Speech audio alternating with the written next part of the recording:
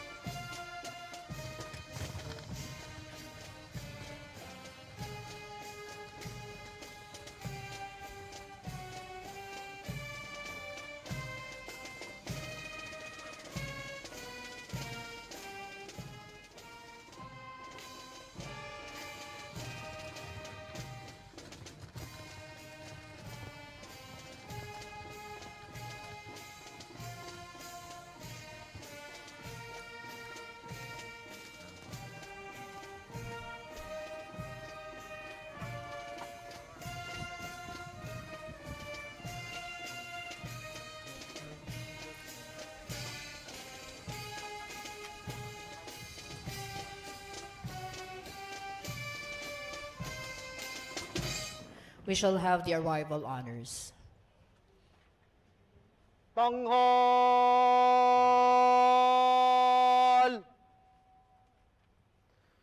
To! No, to. To.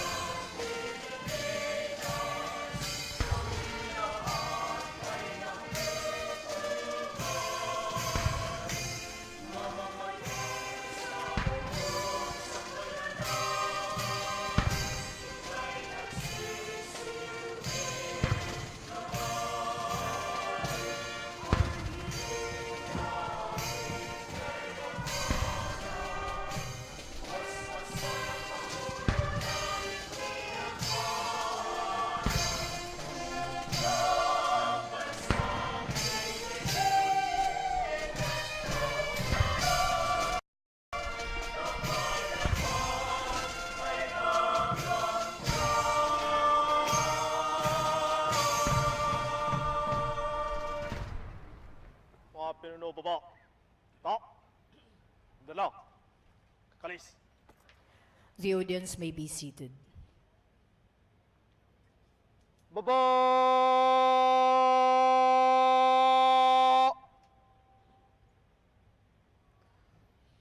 To!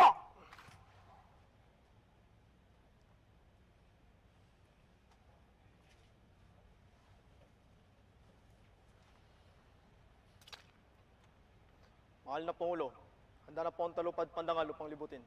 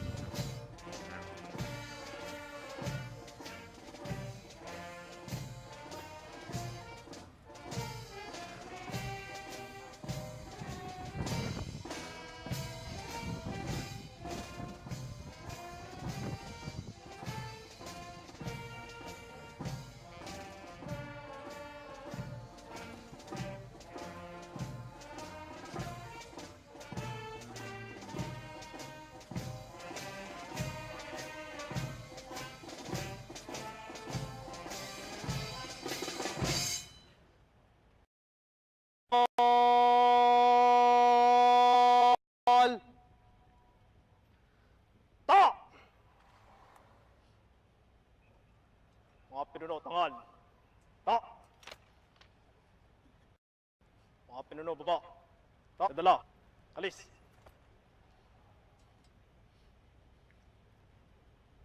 Baba!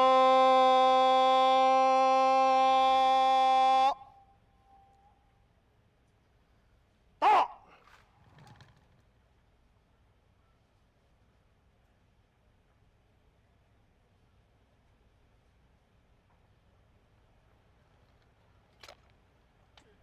Mahal na Pangulo, tapos na po ang parangal.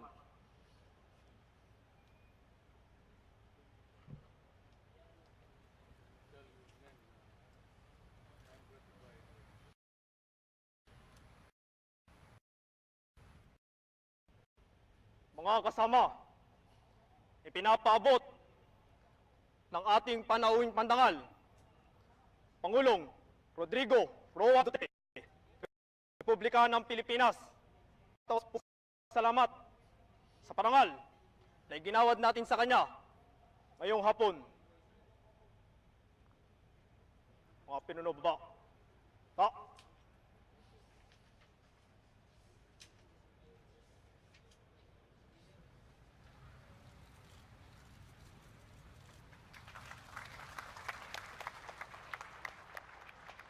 Mga pinuno, dadala.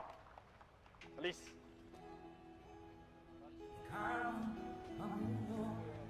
Pangkat! Pakanan!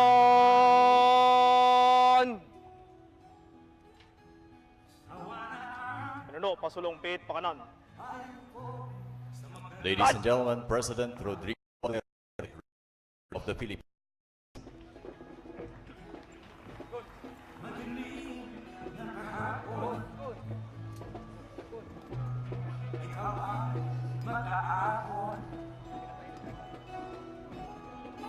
Sa piling mo, di ko mawawala ang korupsyon.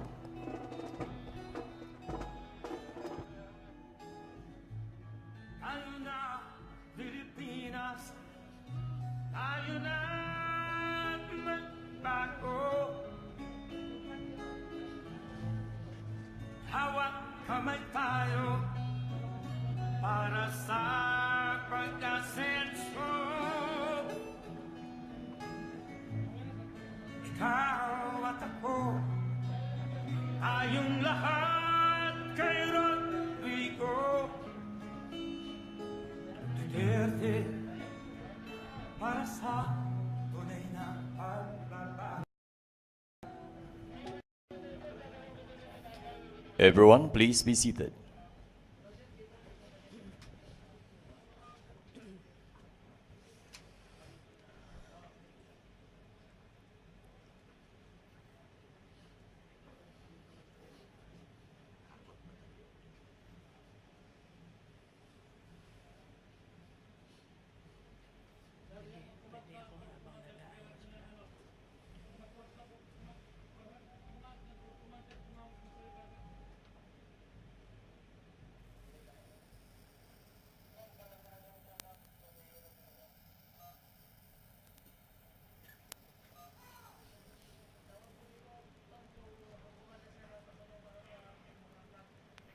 Ladies and gentlemen, we welcome you all to the 81st Armed Forces of the Philippines Anniversary Celebration with this year's anniversary theme, AFP at 81, Conquering Challenges, Harnessing Change.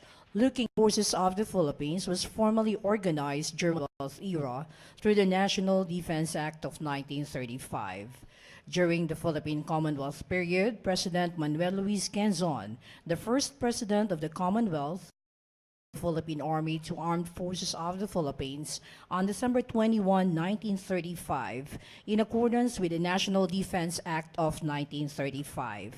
Thus, December 21 of every year is designated as the AFP Day.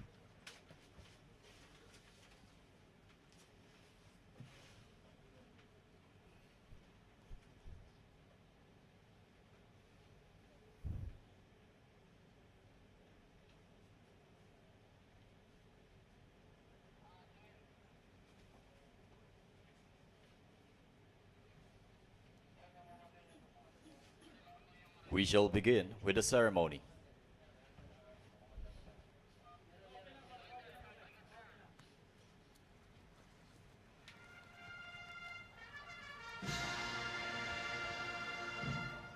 You have just heard the attention call, which signals the entry of the troops.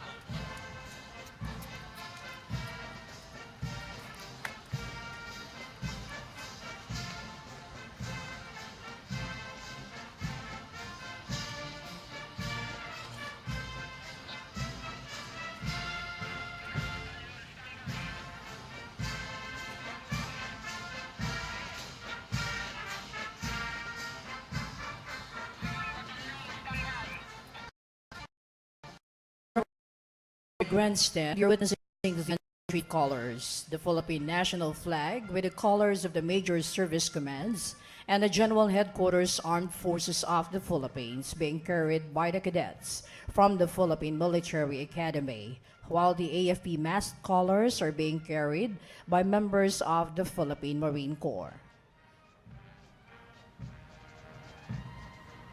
From both sides of the grandstand, you are also witnessing the entry of the troops for the parade and review. It is a division size of troops composed of 2 brigades coming from the 3 branches of service, the Army, the Navy, and the Air Force, and the General Headquarters.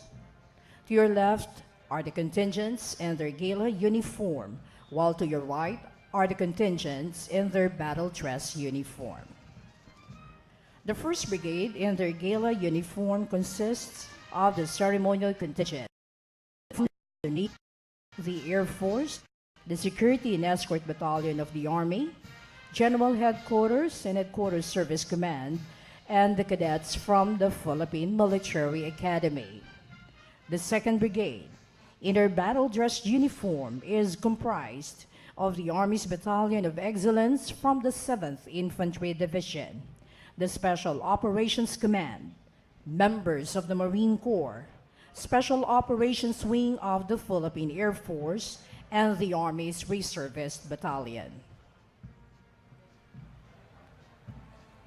Over the years, as the global and national socio-political environment confronting our nation evolves and in the process brings new challenges, the armed forces has devoted its energy in transforming itself, holding fast to still relevant traditions while shedding off those that need reform. The AFP was once a force for independence against foreign powers and crusaders, people, but now is a vanguard security, bringing peace to Filipino communities across the archipelago and paving the way for an environment conducive to unbridled prosperity. The AFP has been the Filipino people's staunchest defender and protecting from any threat, guided by the light of justice and law. On this occasion, the armed forces reassures the Filipino people of its unwavering commitment to the mission to ensure peace and foster nation building with its internal peace and security plan bayanihan and the thrust on the transformation roadmap of a professional, capable, and responsive armed forces that is a source of national pride. These troops, with their utmost commitment and dedication, are always present to extend their services for the Filipino nation and its people. They commit themselves firmly in implementing the ideals being espoused by the and the Armed Forces of the Philippines Transformation Roadmap. Anytime, anywhere, and whatever the situation calls for, the foot soldier, the airman, the sailor, and the marine will be there to serve in the spirit of cooperation, thus bringing progress and development in the entire archipelago. As we commemorate the AFP's 81st founding anniversary, each member of your armed forces beams with pride and joy over the gains and accomplishments we have attained for the year in our service to our country.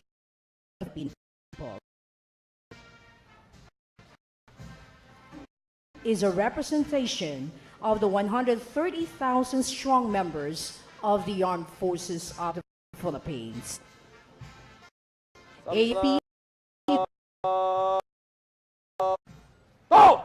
Conquering challenges, harnessing change. Sampanaw!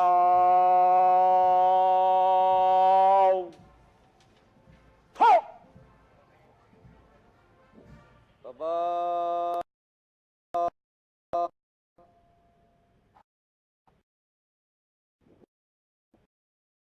Group Commander for this ceremony is Major General Domingo B. Palisok Jr., Commander, 3rd Air Division, Philippine Air Force. Everyone is requested to rise by the Most Reverend Bishop Leopoldo S. Tumulak, Doctor of Divinity, Military Ordinariate of the Philippines. In the name of the Father, and of the Son, and of the Holy Spirit. An ever-loving Father, we look at the Commander-in-Chief, our President, Rodrigo Duterte, as Father of the nation. For this, we ask from you and for him the grace that he will remain so a compassionate and dedicated father of every Filipino. Finally, Almighty Father, mindful of the sacrifices waged by your soldiers for our liberty and our security, we ask you as members of the Filipino Armed Forces Defender and perpetual provider as they work for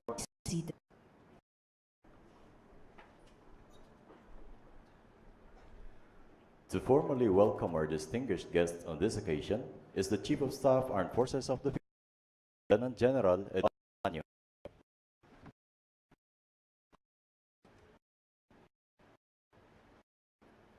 Major General Palisok, please give the troops tikas pahinga. Tika!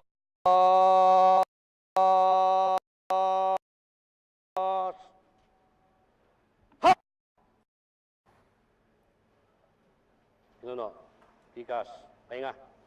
President Rodrigo Duterte, Public Chief of the Armed Forces of the Philippines. Former President Fidel B. Ramos, who is also a former Chief of Staff. Former President Gloria Arroyo and Congresswoman of Pampanga. Secretary of National Defense Edita. Secretary Jorge Mojenes C. Esperon Jr., the National Security Advisor and also a former Chief of Staff, AP. Most Reverend Bishop Leopoldo S. Tumulak, the Military Bishop and Military Ordinariate of the Philippines. Former Senate President and Secretary of National Defense, Senator Juan Ponce Enrile. Former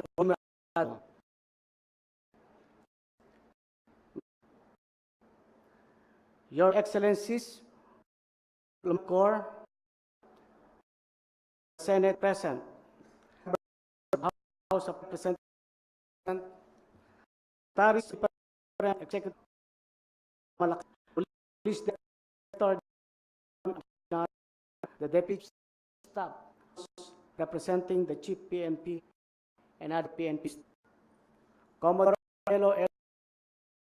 the Deputy Commander Philippine Coast Guard and other PNP staff, Lieutenant General GANDA, the Vice Chief of Staff, Armed Forces of the Philippines, the Commanding General of the Philippine Army, Mrs. Miranda, Lieutenant General Salvador Jr.,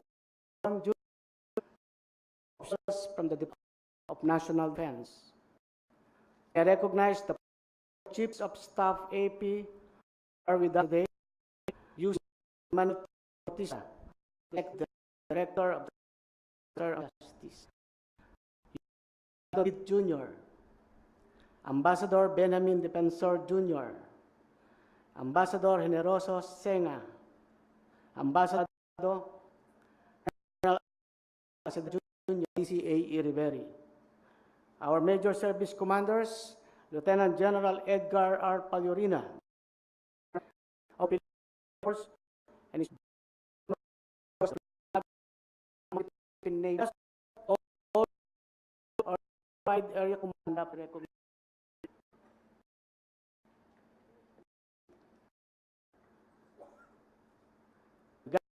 recipient Medal of Valor, or our Lord or they thank you. Our staunch support as the Commander-in-Chief of the Armed Forces of the Philippines.